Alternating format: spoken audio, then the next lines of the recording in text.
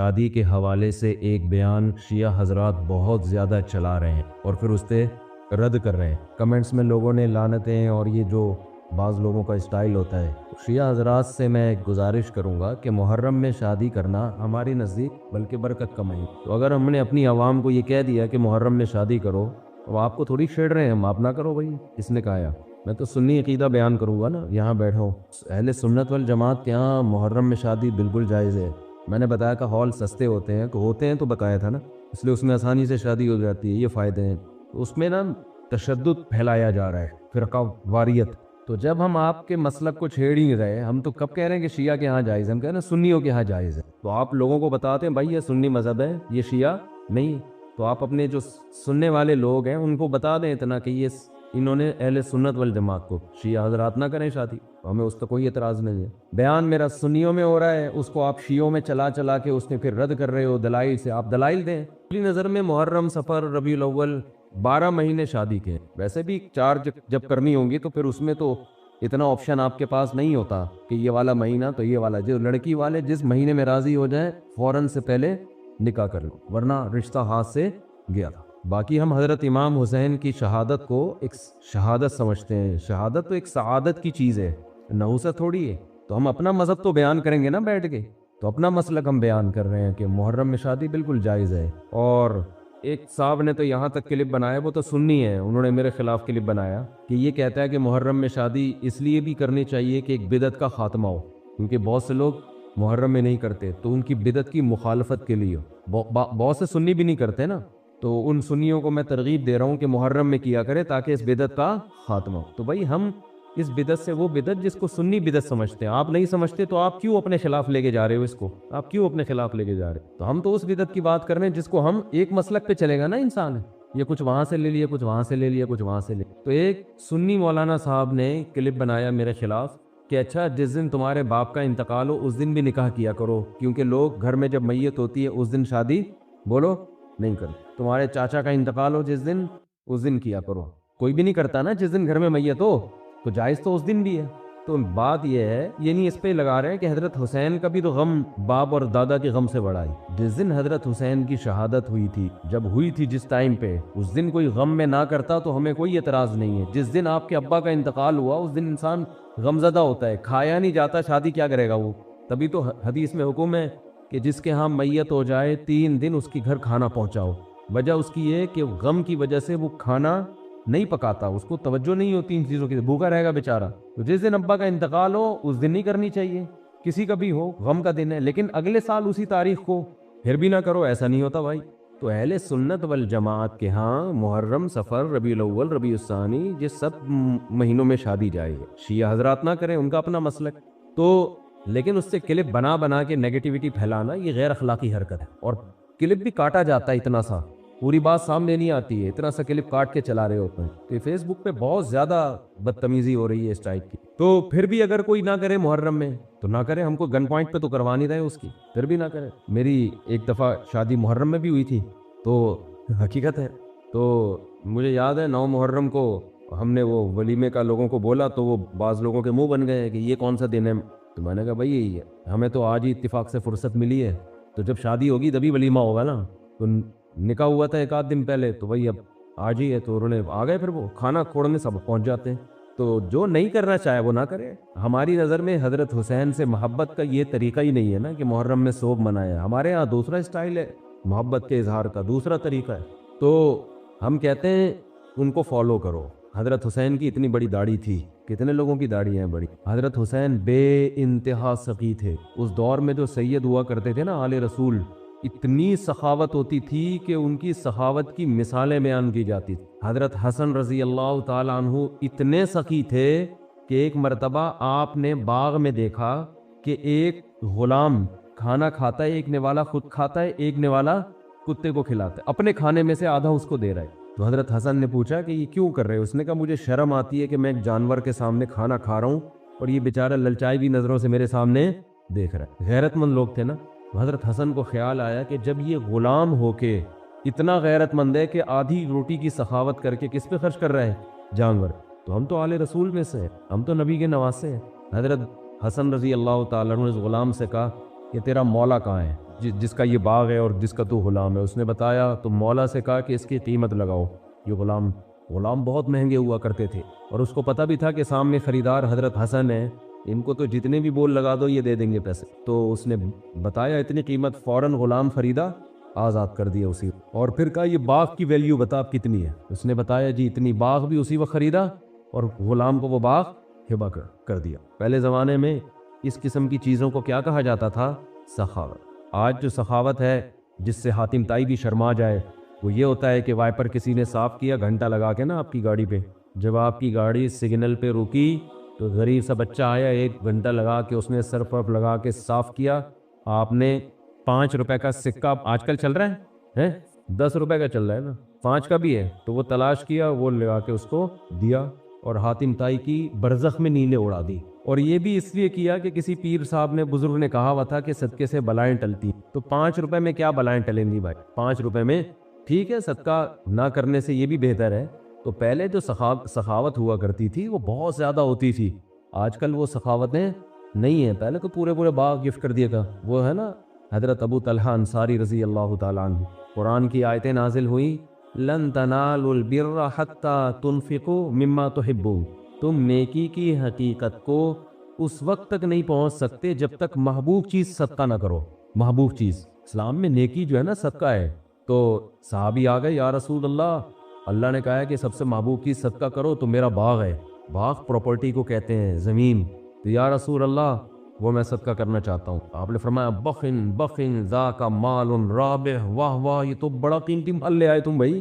تو آپ نے ان کو مشورہ دیا اپنے چچا کے بیٹوں کو دے دے. کس کو دے دو؟ جو لوگ بھی کوئی ٹرسٹ ہے ان کا, یا لوگ ان کے ساتھ تعاون کرتے ہیں غریبوں کو دینے کے لیے, اگر کوئی ان کے پاس رقم لے کر آئے نا کہ یہ زکوٰۃ کی رقم کہاں دوں, فوراً کہے گا بھائی مجھے دو, میں صحیح جگہ پہنچا دوں گا. ہوتا ہے نا, ہر آدمی چاہتا ہے بھائی کہاں آئے میرے پاس. میں نے تو دیکھا ہے بہت سے ٹرسٹ وہ یہی کہہ رہے ہوتے ہیں ہمیں ہی دو, لیکن آپ صلی اللہ علیہ وسلم خود لے بھی سکتے تھے, ان سے لے کے مسلمانوں پہ خرچ کر دیتے ہے بھائی.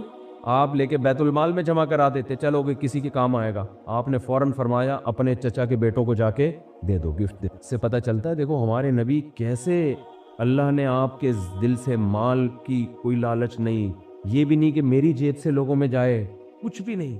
اتنا قیمتی مال کیا فرما رہے اپنے چچا کے بیٹوں کو. کہتے ہیں لیڈر جو ہے نا, لیڈر ہے, کامیاب لیڈر وہی ہوتا ہے جس میں قربانی کا جذبہ ماتحتوں سے زیادہ ہو, اپنی ذات کو بالکل بھلا دے. حالانکہ نبی اگر لیتے تو اپنے لیے تھوڑی لے رہے تھے, وہ بھی دوسروں کے لیے لیتے نا. نام تمہیں ڈائریکٹ جا کے چچا کے بیٹوں. آج عام طور پر یہ جذبہ نظر نہیں آتا. اگر کوئی آپ سے آ کے مشورہ لینا, میرے پاس 1 کروڑ روپے ہیں, میں ہدیہ یا صدقہ دینا چاہتا ہوں, بتاؤ کون؟ وہ کہے گا میں ہوں. سب سے پہلے تو اپنا ذکر کرے گا, اور اگر اپنا نہیں تو کہے پھر میرے ذریعے سے لو, تاکہ دھونس کون جمائے بعد میں, میں. اس کا نام تھوڑی آئے گا جس نے دیا ہے, نام آئے گا ہمارا. تو یہ لوگوں میں ہوتا ہے.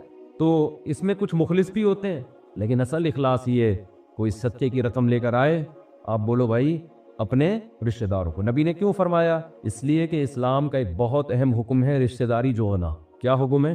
تو آپ نے عمل کر کے دکھایا بھائی. اپنے چچا کے بیٹوں کو دو گے, جب وہ باغ دیں گے اپنے چچا کے بیٹوں کو, تو چچا کے بیٹوں میں کبھی بغض, غیبت, بہتان ہوگا؟ بھائی آج کل یہ ہوتا ہے نا کہ میرے چچیرے ہی میری ٹانگیں کھینچتے رہتے ہیں, یہ ہے نا ہیڈک. لوگ مجھے کہتے ہیں مفتی صاحب آپ رشتہ داروں کی بات کرتے ہو, سب سے زیادہ تو گڑا رشتہ دار کھودتے ہیں ہمارے لیے. سب سے زیادہ غیبتیں آپ کے رشتہ دار آپ کے خلاف کر رہے ہوتے ہیں. لیکن کیا ابو طلحہ انصاری کے رشتہ دار نے کبھی ان کی غیبت کی ہوگی اس کے بعد؟ وہ پتہ ہے بھائی صاحب انہوں نے اتنا بڑا ظرف مجھے پورا باغ. فلائٹیں سمیت کس کا ہوا؟ تمہارا. جب یہ دل تمہارا ہوا تو یہ مکان بھی تمہارا ہوا. جب اتنا بڑا دل کیا ہے تو پھر سامان سمیت دے دو. آئی بات سمجھ میں؟ پھر یہ قبضے کی ٹینشن کی ضرورت بولو رہے گی نہیں, ضرورت ہی نہیں رہے گی اس تکلف کی. اس طرح سے دے دو اس کو, ورنہ یہ جتنے بھی کچھ کر لو, بیوی کے نام بھی مکان کر دو گے نا, علماء نہیں مانیں گے اس کو. کیونکہ ڈاکومنٹیشن, بالکل ڈاکومنٹیشن کا مطلب ہوتا ہے صرف ایک کاغذی کاروائی گورنمنٹ کے کھاتوں میں. آپ نکاح نامے میں بیوی کسی کو بھی لکھ دو تو بیوی تھوڑی بن جائے گی, گورنمنٹ مانے گی اس کو آپ کی بیوی, شریعت نہیں مانے گی. شریعت کہتی ہے ایجاب و قبول ہوا ہو تو بیوی بنے گی, چاہے ڈاکومنٹیشن نہ بھی ہو. تو گورنمنٹ کے کاغذات میں کسی کے نام مکان کر دینے سے قانونی طور پر تو آپ کو تحفظ مل جاتا ہے, شرعی طور پر وہ مکان کا مالک نہیں بنتا. شرعی طور پہ مکان کی ملکیت ٹرانسفر کرنے کے لیے یہ ضروری ہے کہ آپ زبان سے بھی کہیں اور سامنے والے کو قبضہ بھی دیں آپ, اور قبضے میں ضروری اپنا سارا سامان نکالیں, خود بھی نکلیں وہاں سے, اور بیگم کو یا بچے کو جس کو دینا چاہتے ہیں یا 2 بیٹوں کو دینا چاہتے ہیں ان دونوں سے بولو اس کے اندر دفع ہو جاؤ, اور تھوڑی دیر بے شک چند سیکنڈ رہ لیں, وہ قبضہ ہو گیا, اب بے شک اپنا سامان واپس رکھ لو. اب اس تکلف سے بچنا ہے تو سامان سمیت گفٹ کر دیا جائے. بعض علماء نے ایک ہیلا بیان کیا ہے کہ پہلے سامان اس کو امانت کے طور پہ دی, لیکن اس ہیلے پہ مجھے اطمینان نہیں ہوتا, تو اگرچہ فتویٰ ہے لیکن میں وہی بات بتاتا ہوں جو بالکل بے غبار ہو. یہ جوس بتا دوں کیا چیز ہے, اس کو ہلکا لوگے تم لوگ, میں نہیں بتا رہا, یہ لوگ ہلکا لیں گے. دیکھو میں جو تم لوگ کے ساتھ ریسیپی شیئر کرتا ہوں ان کو ہلکا نہ لیا کرو. میں ڈاکٹر نہیں ہوں لیکن بڑے ڈاکٹروں حکیموں سے ہماری سلام دعا ہے اور تجربے بھی ہوتے ہیں نا کچھ. چقندر کا جوس نکالو 1/3 گلاس میں, 1 گلاس میں چقندر کا جوس 1/3 سمجھتے ہو, یعنی گلاس کے 3 حصے کرو, 1 حصہ چقندر کا جوس. میں نے کینیڈا میں ریسیپی بتائی تھی کہ پھر 1 حصہ سیب کا جوس, وہ بچوں کے لیے ٹھیک ہے لیکن سیب کبھی نہ ڈالو اس میں, سیب ویسے کھا لینا زیادہ فائدہ مند ہے, جوس میں شوگر ہوتی ہے, لیکن چقندر ویسے جب کھاؤ گے تو اس کے بجائے جوس زیادہ فائدہ مند ہے اس کا, لیکن لٹل کوانٹٹی میں. زیادہ چقندر بھر کے پیو گے پیٹ بھی خراب ہوگا, گردوں میں پتھری بھی ہو سکتی ہے, اور شوگر بہت ہائی کر دیتا ہے, یہ موٹاپا لاتا ہے. اس میں شوگر چینی بنتی ہے چقندر سے دنیا میں. گنے کے بعد جو سب سے زیادہ چینی بنتی ہے پتہ ہے کس سے بنتی ہے؟ بیٹ روٹ سے. میں نے خود یہ چقندر کی چینی کھائی ہے دنیا میں, بہت زیادہ اس سے چینی, اس میں شوگر بہت زیادہ ہوتی ہے. تو آپ نے 1/3 جوس نکالا کس کا؟ چقندر کا, اور 2/3 پودینے کا. پودینے کو 10 منٹ پانی میں رکھا, 1 گڈی پودینہ, اس کو تھوڑا سا صاف کر لو, ڈنڈیاں الگ کر دو, پانی میں ڈال دیا 15-20 منٹ کے لیے, تو اس کا میل کچیل نکل آتا ہے. اچھی طرح سے دھو لیا اس کو, دھونے کے بعد اس میں 3-4 لیمن ڈال دو. لیمن میرے اپنے گھر کے ہوتے ہیں, بازاری لیمن جب بھی ڈالیں بڑا غرق ہوا ہے, کڑوا بہت ہوتا ہے, عجیب سا آتا ہے. تو میرے اپنے درخت ہیں اس میں لیمن لگا ہوا ہے, آج کل تو دنا دن لیمو نکل رہے ہیں اس میں, اور اتنا اچھا لیمن ہوتا ہے آپ ویسے بھی کھا جاؤ اس کو, یعنی توڑ کے درخت سے کھا لیتے ہیں, کچھ نہیں ہوتا. تو عام لیمن کا وہ چھلکا, AI سے میں نے پوچھا, وہ کہہ رہے ہیں عام جو لیمن بازار میں مل رہا ہے اس کے چھلکے میں جراثیم ہو سکتے ہیں یا کچھ کیمیکل ہو سکتے ہیں, اسپرے کرتے ہیں نا. بہرحال دھو کے کھا لو, اب اتنا بھی وہمی بننے کی ضرورت نہیں ہے.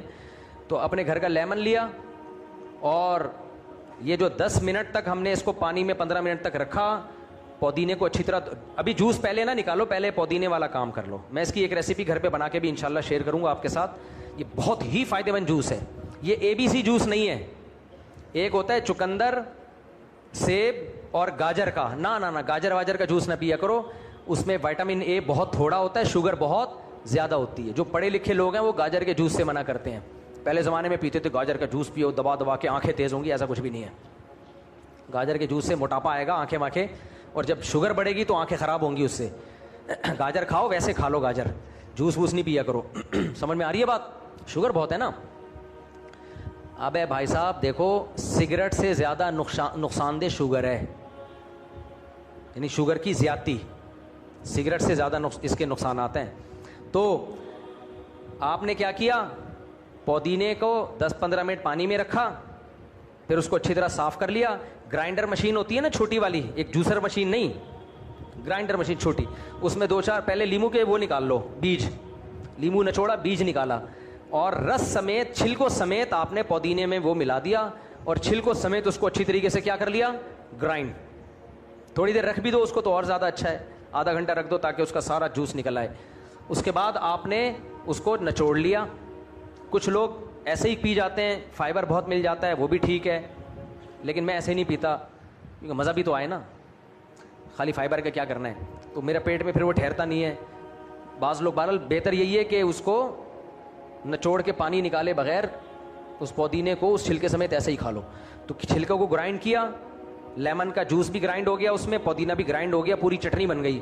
اس کو آپ نے اچھی طریقے سے کیا کیا, بلکہ نہیں ابھی نہیں, اس کو آپ نے پھر چقندر کا جوس ملایا, اس میں ملا دیا, اور ایک دفعہ اس کو چکر دے کے کپڑے سے چھان لیا یا چھنی سے چھان لیا. نہ چھانو تو زیادہ اچھا ہے, لیکن چونکہ میں نے بتایا فائبر بہت ہے میرے پیٹ میں, پھر وہ ٹکتا نہیں ہے. تو چھان لیا, اور پھر بسم اللہ الرحمن الرحیم. گرمی میں پیو, مزہ نہ آئے پیسے واپس. اگر کڑوا زیادہ لگ رہا ہے, میں تو ایسے ہی پی لیتا ہوں, لیکن بعض لوگوں کو نازک مزاج ہوتے ہیں تو شہد ڈال دو اس میں, 1-2 چمچے شہد ڈال دو, میٹھا. اور روزے میں تو یہی پیا کرو, جب روزہ رکھو نا افطار میں یہی پیو, اتنی انرجی ملتی ہے اس سے. چقندر جو ہے نا بلڈ پریشر کو بھی لو کرتا ہے, بلڈ فلو آپ کی رگوں میں پہنچاتا ہے, یہ دماغ سے لے کے پاؤں کے ناخن تک. اور اس میں پودینہ ڈال کے اس کو ہم نے ایٹم بم بنا دیا ہے, کیونکہ پودینہ چہرے کو بھی صاف کرتا ہے, خون کو صاف کرتا ہے, لیور کے لیے بہترین چیز ہے پودینہ. اور لیمن کے چھلکے میں وٹامن سی کی بہت ساری قسمیں ہیں جو آپ کو نارمل کنڈیشن میں, یعنی بس ہٹو بچوں, اب میں کیا تمہیں ڈاکٹروں کی زبان میں سمجھانا شروع کروں. جب یہ تم پیو گے تمہاری باڈی میں آ جائے گا کرنٹ. کیا آ جائے گا؟ کرنٹ. تمہارا دل چاہے گا میں کس کا جبڑا پھاڑوں جا کے, کس کو گھٹنا ماروں. بھاگو گے, دوڑو گے, یہ پیا کرو آپ, ایسی طاقت جسم میں آ جاتی ہے اس سے. لیکن تم لوگ پتہ ہے کیا کرتے ہو, تم لوگ یہ پیو گے, اس کے بعد جا کے اتنی بڑی بریانی کی دیگ جا کے پھوڑ دو گے, تو کوئی فائدہ نہیں ہے. یہ سارے ٹوٹکے ان لوگوں کے لیے ہیں جو خوراک کم رکھتے ہیں, روٹی چاول بولو کم کھاتے ہیں. پھر اس کے آلٹرنیٹ یہ چیزیں ہیں. اگر روٹی چاول آپ دبا کے پھوڑ رہے ہو تو شوگر آپ نے اپنی اتنی بڑھائی ہوئی ہے, وہ آپ سست ہی رہو گے, آپ جائیدادیں بھی کھا جاؤ گے, آپ میں طاقت نہیں آئے گی. ٹھنڈا ٹھاٹ بہت مزے کا ہے. نظر لگنے کا خطرہ ہے اس لیے نظریں جھکا لو. جلو مت, خدا تمہیں بھی دے گا.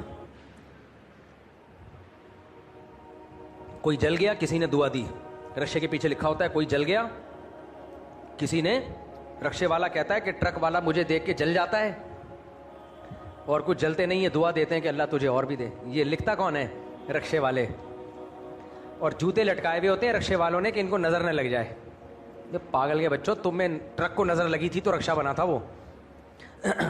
اچھا میرے بھائی, تو یہ ہو گیا. نابالغ بچے کو جب پلاٹ, بچہ یا بچی کو کوئی پراپرٹی گفٹ دینی ہے تو بس زبان سے کہہ دینا کافی ہے کہ یہ اس کی ہو گئی. لیکن اگر بالغ کو دینی ہے تو اس میں ڈیوائڈ کرنا ضروری ہے, اگر وہ قابل تقسیم ہے, اور قبضہ دینا ضروری ہے. حالیہ چند دنوں میں عورتوں پہ ظلم کے کچھ واقعات بڑے مشہور ہوئے ہیں, جن میں اسی ہفتے ایک ہی گھریلو ملازمہ کے ریپ کے نتیجے میں حمل ٹھہرا اور اسے پھر ضائع کرانے میں اس عورت کا انتقال ہو گیا. ایک اور واقعہ بھی اس طرح کا ہوا ہے کہ 64 سالہ بوڑھے آدمی نے اپنی بیگم کو ہم بستری سے انکار پر لوہے کی سلاخ مار کر قتل کر دیا. 2-3 ویڈیوز سوشل میڈیا پر ایسی بھی وائرل ہوئیں جن میں گلیوں سے گزرتی باپردہ خواتین کو اکیلا دیکھ کر بائک قریب لا کر ان کے جسم کو چھو کر بھاگ گئے. اس ویڈیو کے نیچے مزید گھٹیا کمنٹس یا پھر اسلامی لوگوں کی جانب سے اسلام کا پیغام کیا لکھا ہوا ہے انداز سے پیش کیا جا رہا ہے, اور عورتوں کو ہی قصوروار ٹھہرایا جا رہا ہوتا ہے. اس پر بات کریں. کوئی عورت کو چھیڑ کے بھاگ رہا ہے تو اس میں عورت کا کیا قصور ہے, آدمی کا قصور ہے. یہ خبر میں نے بھی سنی ہے کہ بیگم نے ہم بستری سے انکار کر دیا تھا تو لوہے کی روڈ سے مار دیا. بیگم کے لیے جائز نہیں ہے شریعت میں کہ شوہر جب ہم بستری کرنا چاہ رہا ہو تو وہ انکار کرے, یہ جائز نہیں ہے. لیکن اس پہ یہ ری ایکشن کہ اس کو مارنا پیٹنا, لوہے سے مار دیا, یہ تو کبیرہ گناہ ہے, اکبر الکبائر ہے. تو ایسے شخص کو پھانسی کے پھندے پہ لٹکا دینا چاہیے. تو اب یہ جو اس بوڑھے نے اپنی بیوی کو مارا ہے, یہ ظلم کی انتہا ہے نا. ایک آدمی نے آپ کے بچے کو, آپ نے بولا پانی لے کر آؤ, وہ پانی نہیں لایا, آپ نے اٹھا کے گلا دبا کے رسی سے پنکھے سے لٹکا کے جان سے مار دیا. اور جواب یہ دے رہے ہیں کہ میں نے جب اس کو بولا تھا پانی لاؤ تو اس پہ لازم تھا کہ پانی لائے. بھائی اس پہ پانی لانا لازم تھا, آپ کی خدمت لازم تھی, لیکن یہ اس نوعیت کا جرم ہے کہ آپ اس کو قتل کر دیں. تو ہر باطل نے اپنے جرم کے لیے کوئی بہانہ تراشا ہوا ہوتا ہے. زیادہ زیادہ ناراض ہو جاتے ہیں, منہ ادھر کر کے سو جاتے ہیں. حدیث میں آتا ہے جب کوئی عورت شوہر کا انکار کرے تو فرشتے ساری رات اس پہ لعنت بھیجتے ہیں. یہ حدیث میں اسی وجہ سے کہ آدمی اب ادھر منہ کر کے سوئے گا ناراض ہو کے, تو فرشتوں کی ڈیوٹی شروع ہو جائے گی کہ اس کے لیے, اس عورت کے لیے کو بددعائیں دو. تو اس بات پہ اس طرح بے دردی سے مارنا, قتل کرنا یہ حرام ہے. بھرپور طریقے سے اس پہ احتجاج کریں. وہ بیچاری ایک زینب لڑکی تھی نا, اس کو قتل کسی نے ریپ کر کے قتل کیا تھا, تو اس پہ اتنا زیادہ احتجاج ہوا, الحمدللہ اس کو پھانسی دے دی گئی. جگر ٹھنڈا ہو گیا, لیکن خدا کی قسم پھر بھی ٹھنڈا نہیں ہوتا جگر. ایسی بچیوں کے ساتھ ریپ ہوا اور اس کو مار دیا. ایک دفعہ پھانسی نہیں, ہمارا دل چاہتا ہے اس کو پھانسی دے کے زندہ کرو, پھر لٹکاؤ, پھر زندہ کرو, پھر لٹکاؤ. اس کمبخت کو 1000 دفعہ پھانسی ہونی چاہیے. یہ تو دنیا میں ایک پھانسی کے بعد بندہ مر جاتا ہے, اس لیے آخرت میں ایک پھانسی نہیں ہے. تبھی تو قرآن نے کہا آخرت میں جو میں سزا دوں گا لا یموت فیہا ولا یحیا, اس میں مرے گا نہیں, وہ مرے گا نہیں وہ. اس لیے اصل عذاب تو ان بغیرتوں کو آخرت میں ملے گا. باقی یہ جو انہوں نے پوچھا ہے گلیوں سے گزرتی باپردہ خواتین, دیکھو کراچی نا ایک بڑی ہی تہذیب کا شہر تھا. ہمیں یاد ہے بچپن میں کراچی میں سندھ سے, پنجاب سے لوگ تہذیب سیکھنے آیا کرتے تھے. بات آ رہی ہے سمجھ میں؟ اب کیا ہو رہا ہے کراچی میں, جو پڑھے لکھے لوگ ہیں وہ 2 بچے ہی اچھے والی پالیسی پہ چل رہے ہیں. کون سی پالیسی پہ؟ 2 بچے ہی اچھے, کیونکہ وہ پڑھے لکھے ہیں. 8 بچے پیدا نہیں کریں گے. چور اچکے اور ان پڑھ ان کے ہاں 8, کیونکہ وہ میڈیا سے متاثر بولو نہیں ہوتے. میں نہیں کہہ رہا سارے ایسے ہی ہیں, بہت سے خاندانی لوگوں کے بھی زیادہ نسل بڑھ رہی ہے, لیکن ان کا ریشو کم ہے.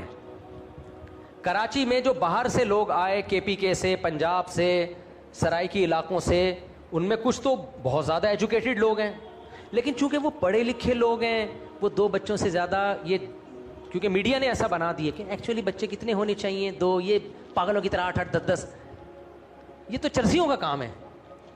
تو اب بتاؤ نسل کس کی بڑھے گی, ان پڑھ لوگوں کی یا پڑھے لکھے لوگوں کی؟ بولو نا, ان پڑھ کی.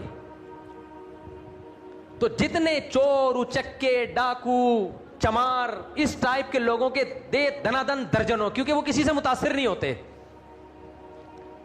اور یہ میں نہیں لکھ رہا, یہ ایک انگریز لکھ کے گیا ہے کہ دنیا میں جہاں بھی فیملی پلاننگ پر عمل ہوا ہے نا, غیر خاندانی لوگوں کی نسلیں بڑی ہیں اس میں.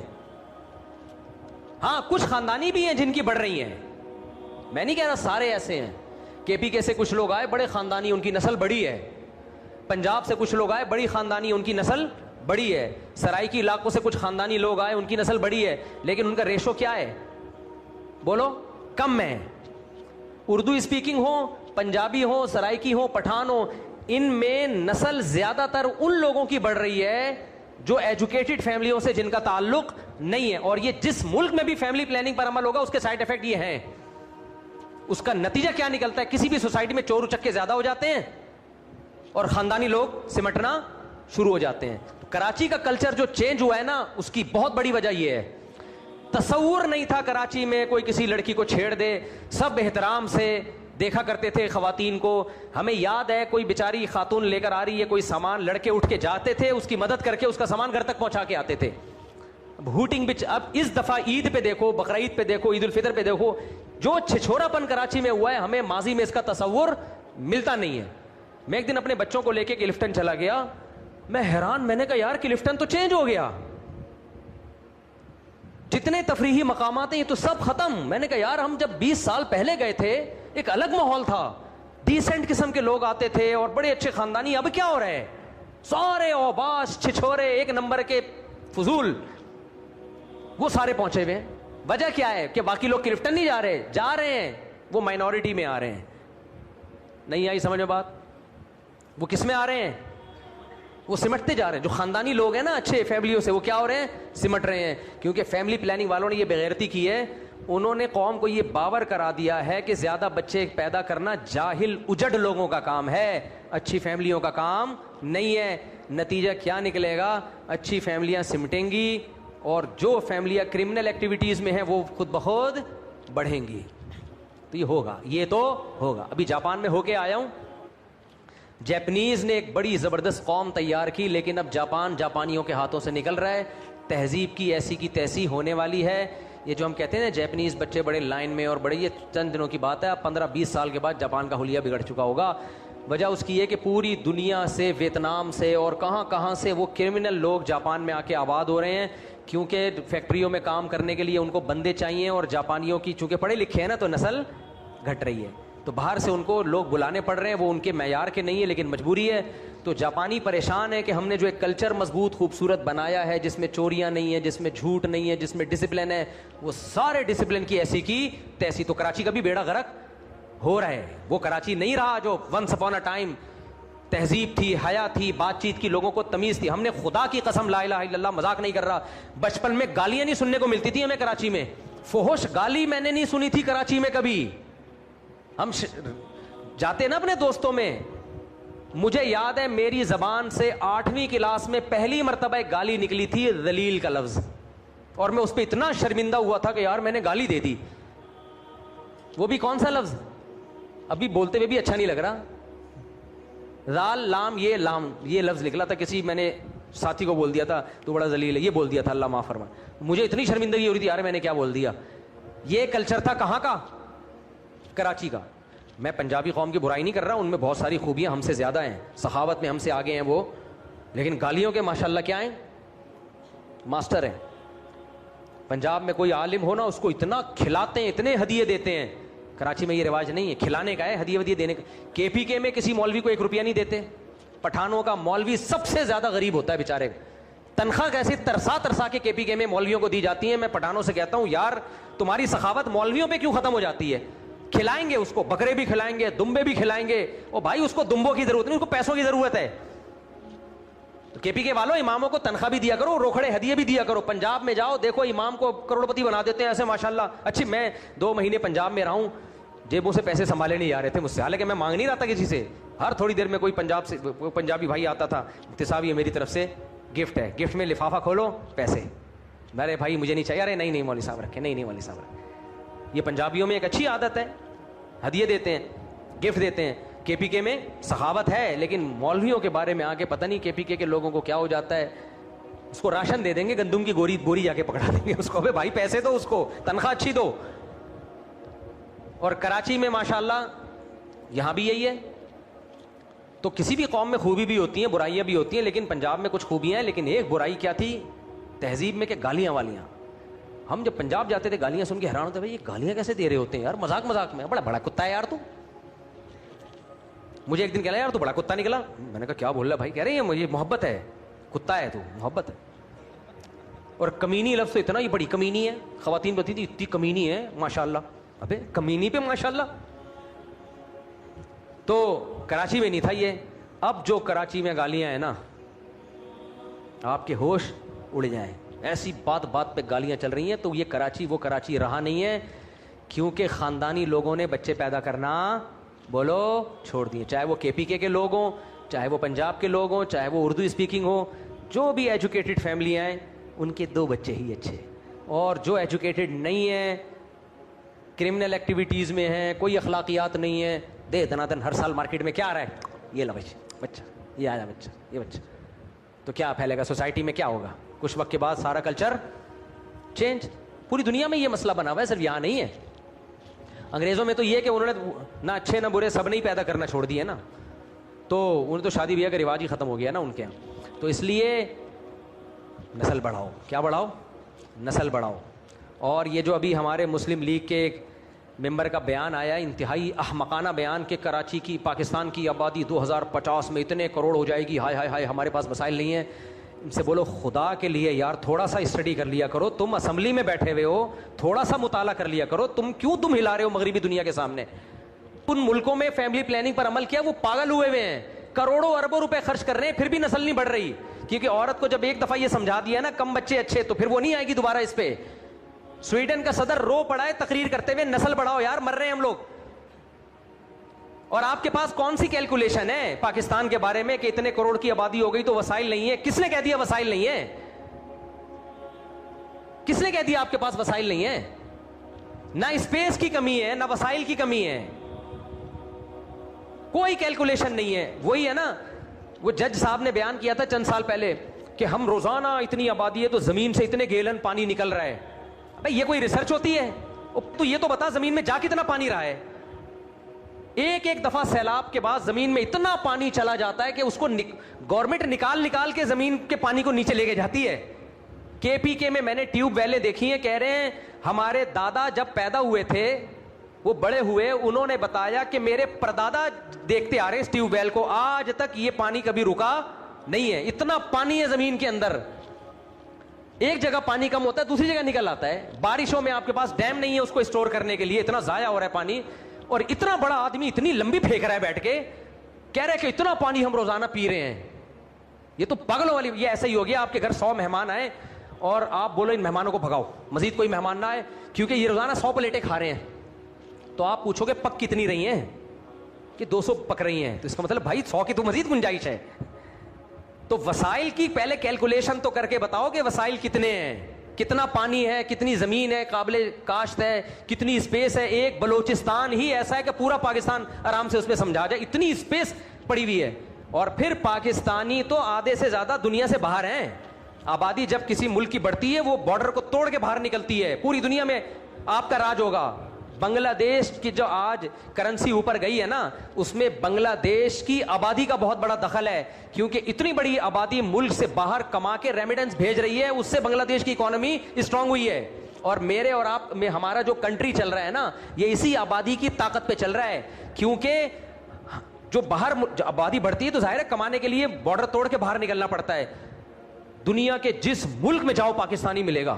دیکھو میں اگر جاپانی اسکالر ہوتا, جاپان کے باہر میرا کہیں بیان سنا نہ جاتا. کیا خیال ہے, مجھے اگر چائنیز آتی چانگ پونگ میں بیان کرتا, چائنا سے باہر دنیا میں کوئی بھی مجھے نہیں سنتا. میں اردو بولتا ہوں, مجھے جاپان میں بھی سنا جاتا ہے, مجھے سیالکوٹ میں بھی سنا جاتا ہے, مجھے پاکستان کے ہر خطے میں, مجھے پورے انڈیا میں, مجھے بنگلہ دیش میں, مجھے یورپ میں, مجھے اٹلی میں, مجھے جاپان میں, مجھے فرانس میں, مجھے سویڈن میں, مجھے ڈنمارک میں. کیونکہ اردو کیا ہے, پھیلی ہوئی زبان ہے. تو کہاں سے پھیل گئی اردو؟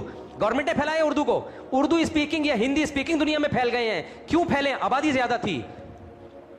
جس کی آبادی زیادہ ہوتی ہے دنیا میں راج وہی کرتے ہیں بھائی, پھیل جاتے ہیں. اور اب تو پہلے تو صرف آلو پیاز ٹماٹر بیچا کرتے تھے امریکہ جا کے, اب آبادی ہماری اتنی پھیل گئی ہے, آپ کو گوگل کے آفس میں جا کے انڈین پاکستانی ملیں گے بڑی بڑی پوسٹوں پہ.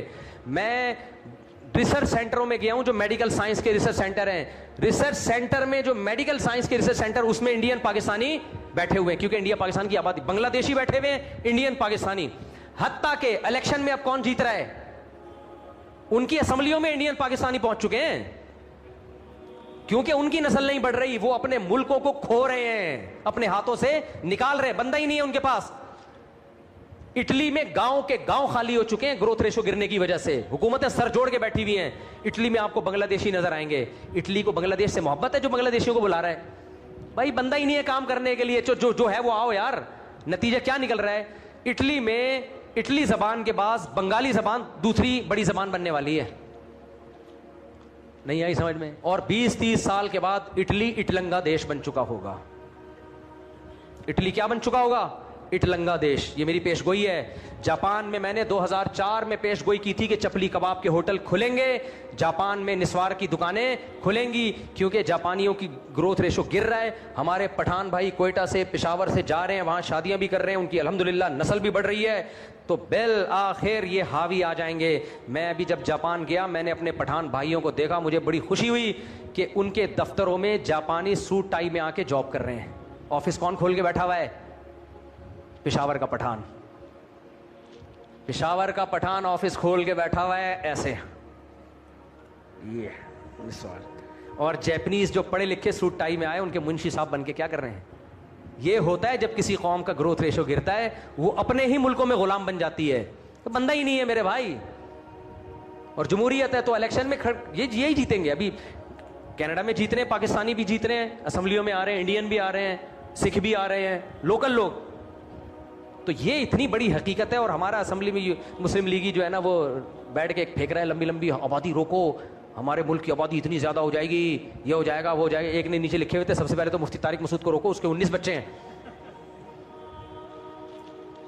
طارق مسعود کو روکو. تو یہ پاگلوں کی باتوں میں مت آیا کرو. یہ دم ہلانے والے لوگ ہیں, ان کی اپنی کوئی ریسرچ نہیں ہوتی. جس ریسرچ پہ عمل کر کے وہ ناکام ہو چکے ہیں. یہودی کبھی نسل نہیں روکتا. 6-6 8-8 بچے ہر یہودی کے ہوتے ہیں, پتہ ہے آپ کو؟ یہ ہر یہودی کے 6-6 8-8 بچے.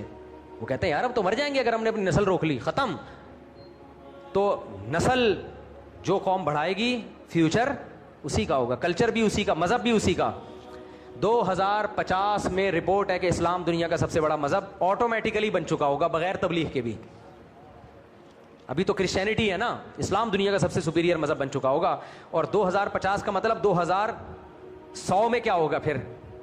مسلمان ہی مسلمان ہوں گے آپ, کیونکہ بڑھ ہمارے ہی رہے ہیں. اور جن میں میرے 19 میں سے اگر آپ ضرب دینا شروع کرو تو پوری دنیا میں کاکڑزئی پٹھان ہوں گے. ہم لوگ ککڑزئی پٹھان ہے نا, یعنی زیادہ ہو گئی, لیکن اگر اسپیڈ کو مینٹین رکھا گیا. اور دوسری بات یہ کہ جب بھی وہ, اس نے پوچھا تھا نا مجھ سے, وہ کون تھا جو ارشاد بھٹی نے سوال پوچھا تھا نا کہ مجھ صاحب آپ کے کتنے بچے ہیں؟ میں نے کہا 19. کہہ رہے ہیں قوم پہ رحم کرو. کہا تھا نا 19.5 بولے تھے میں نے, نہیں 19.25 بولا تھا, 19.25. ریحان طارق نے انٹرویو پوڈ کاسٹ کی تھی کہ مفتی صاحب قوم پہ رحم کرو. اس وقت تو میں نے ان کو پورا صحیح طرح جواب نہیں دیا, وہ ان کی مینٹیلٹی سے اوپر ہو جاتا. اس کا اصل جواب یہ ہے کہ یہ جو 19 ہے نا یہ بھی قوم ہی ہے. قوم پہ رحم میں سب سے بڑی بات یہ کہ قوم پیدا تو کرو. سمجھ میں آ رہی ہے بات؟ دوسری بات یہ کہ یہ کنٹری پہ انشاءاللہ بوجھ نہیں بنیں گے, کیونکہ یہ 19 کے 19 2 ہاتھ اور 2 پاؤں لے کے پیدا ہوئے ہیں, صرف ایک پیٹ لے کے پیدا نہیں ہوئے. اور یاد رکھو حکومتیں عوام کو نہیں کھلاتی ہیں. کہ آپ یہ کہیں کہ حکومت کے پاس وسائل کم ہیں, اتنی عوام کو کھلائیں گے کہاں سے؟ یہ دنیا کا سب سے بڑا جھوٹ ہے. کسی بھی کنٹری کی عوام حکومت کو کھلاتی ہے. کمانے والے عوام ہوتی ہے, حکومت تھوڑی ہوتی ہے. حکومت تو خود عوام کے پیسوں پہ پلتی ہے. فوج کو ٹیکس عوام دیتی ہے, پولیس کو ٹیکس پولیس عوام کے پیسوں سے پلتی ہے. گورنمنٹ کی جتنی تنخواہیں ہیں یہ اپنے باپ سے وراثت میں لے کر آئے ہیں, یہ تو ساری عوام کے پیسوں سے. تو عوام زیادہ ہوگی, ینگسٹر زیادہ ہوں گے, کمانے والے زیادہ ہوں گے, کھانے والے کم. اگر عوام پیدا ہونے کم ہو جائے گی تو آپ کے وسائل کم ہو جائیں گے. دنیا میں وسائل کی کمی نہیں ہے, وسائل کو بروئکار لانے کے لیے جو قوت چاہیے اس قوت کی کمی ہے. مسائل اس قوت سے پیدا ہوتے ہیں. مثال کے طور پر پٹرول زمین میں بہت ہے, آبادی ہوگی تو ایسے ایسے لوگ پیدا ہوں گے جو کھود کے نکال پائیں گے اس کو. پانی بہت ہے زمین میں, اس پانی کو لانا کیسے, استعمال کیسے کرنا ہے, یہ انسان کرے گا. اگر مشینیں بھی کریں گی تو مشینیں بنائے گا بھی تو انسان نا. تو اسی لیے میں نے پوری اس پہ ایک ڈاکومنٹری بنائی تھی. ڈاکومنٹری تو نہیں, ایک پریزنٹیشن کہہ سکتے ہیں آپ, کہ جرمنی میں یہ جو فیملی پلاننگ پر جو نئی ریسرچ ہوئی ہے نا جرمنی کی یونیورسٹیوں میں, جرمنی میں یہ کچھ نہیں پڑھایا جا رہا جو ہماری یونیورسٹی میں پڑھایا جا رہا ہے. جرمنی میں جو پڑھایا جا رہا ہے کہ جو اکنامکلی جب کوئی کنٹری مضبوط ہوتا ہے تو اس کے جو لاز ہیں, جو اصول ہیں, وہ یہاں وہ اصول پڑھائے جا رہے ہیں جو 100 سال پرانے